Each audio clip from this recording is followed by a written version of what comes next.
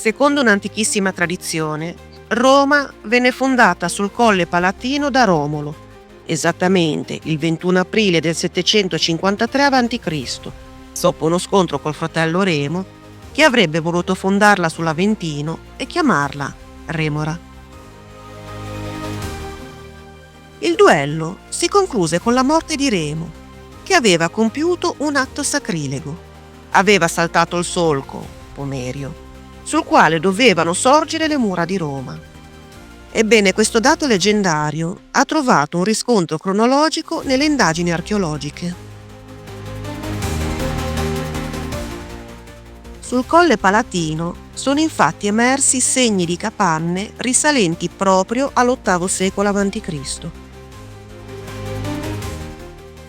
Ai suoi albori, la città eterna era una delle numerose città-stato della penisola italiana, ma in meno di un millennio si espanse fino a diventare il più grande centro urbano del mondo antico.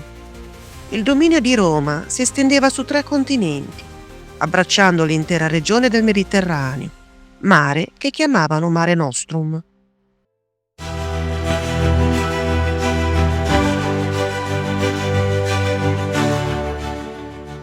Roma, la città eterna, non è stata solo il cuore di un impero, ma un vero e proprio melting pot genetico che ha assorbito popoli da ogni angolo del mondo antico.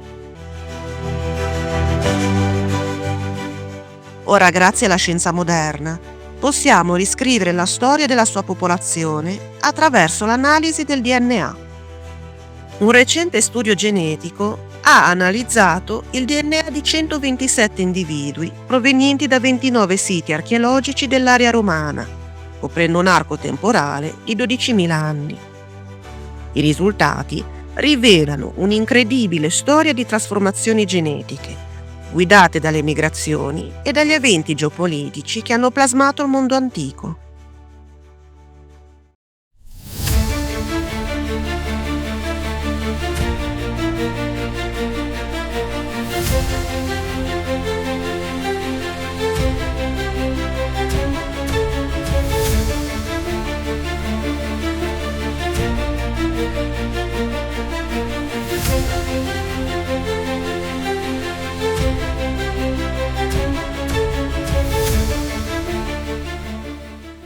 Le più antiche tracce genetiche rinvenute dai ricercatori risalgono a cacciatori-raccoglitori mesolitici e sono databili al 10.000-7.000 a.C. Esse mostrano forte affinità con altre popolazioni dell'Europa occidentale, come quelle che avevano abitato le grotte di Villabruna in Veneto e Grotta d'Oriente in Sicilia.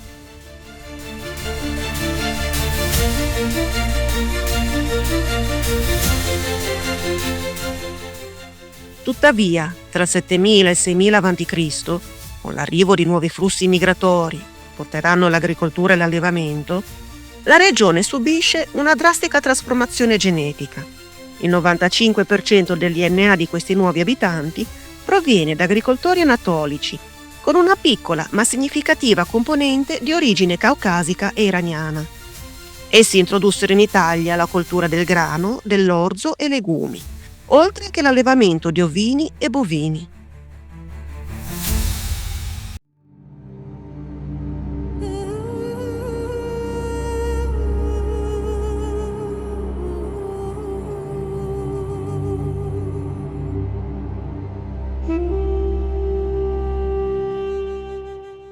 Un'altra grande svolta avviene tra l'età del bronzo e l'età del ferro. Tra il 2900 e il 900 a.C., il DNA mostra l'ingresso di una componente genetica di origine steppica, probabilmente portata da popoli nomadi provenienti dalla regione pontico-caspica.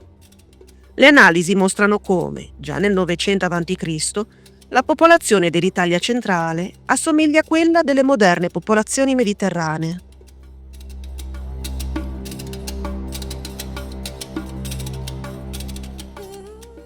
Ma ecco l'aspetto più interessante.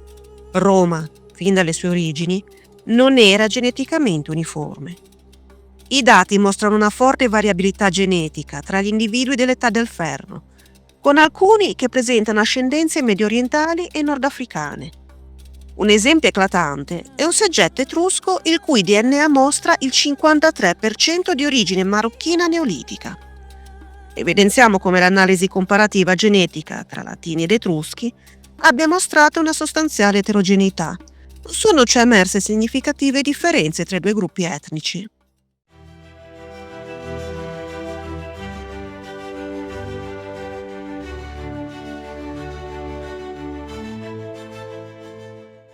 Durante il periodo imperiale, Roma diventa una metropoli globale. Più di 1 milione di abitanti vivevano nella capitale, mentre l'impero ospitava tra i 50 e i 90 milioni di persone. I dati genetici mostrano un massiccio afflusso di immigrati provenienti dall'area del Levante e dell'Asia Minore.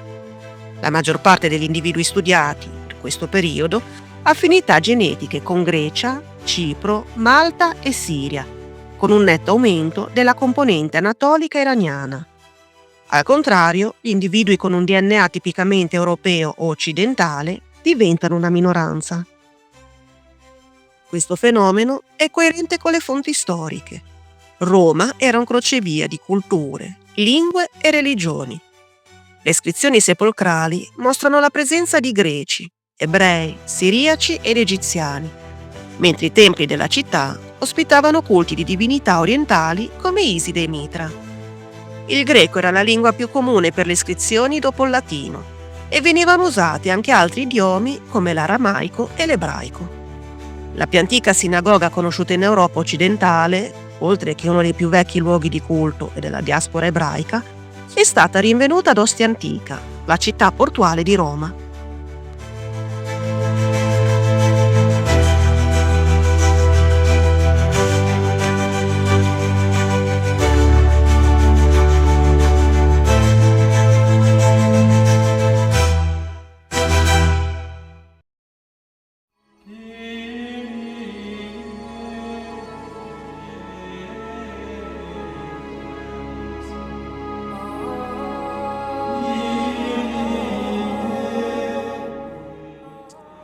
Dopo il declino dell'impero, la situazione cambia profondamente.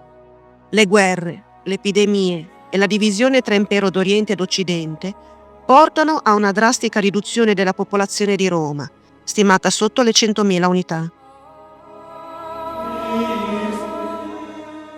Il DNA mostra che l'ascendenza media degli individui si allontana da Vicino Oriente e si sposta verso le popolazioni moderne dell'Europa centrale. Formalmente è stato rilevato che il 38-41% delle ascendenze del tardo periodo imperiale deriva da individui della Baviera e da moderni baschi, segno di una migrazione germanica di ampio respiro.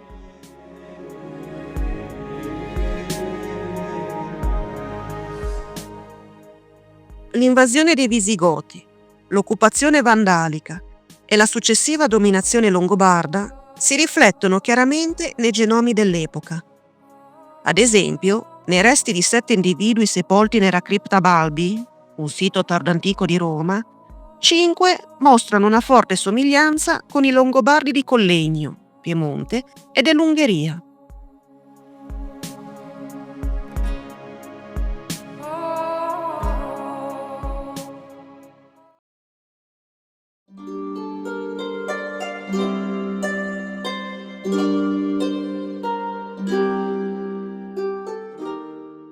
Nel Medioevo e nell'età moderna, la popolazione di Roma continua a evolversi. L'analisi genetica mostra una crescente influenza di popolazioni dell'Europa centrale e settentrionale, tra cui Normanni, Sassoni e persino Vichinghi. Questa trasformazione genetica coincide con l'integrazione di Roma nel Sacro Romano Impero e con l'afflusso di pellegrini, mercanti e chierici da tutta Europa.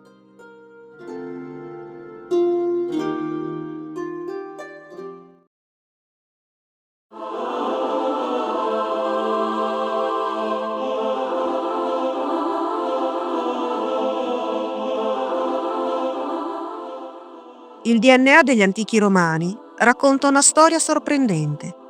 Fin dalle origini Roma è stata un crocevia di popoli.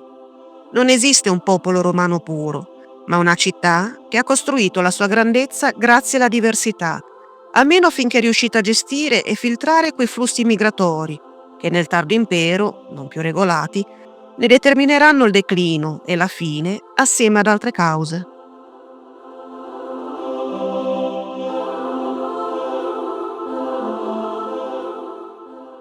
Dall'Asia minore all'Europa centrale, dall'Africa del Nord alle steppe eurasiatiche, l'eredità genetica di Roma è il riflesso della sua storia imperiale. La scienza ha confermato ciò che la storia aveva già suggerito. Roma non è mai stata solo dei Romani. Roma è sempre stata del mondo intero.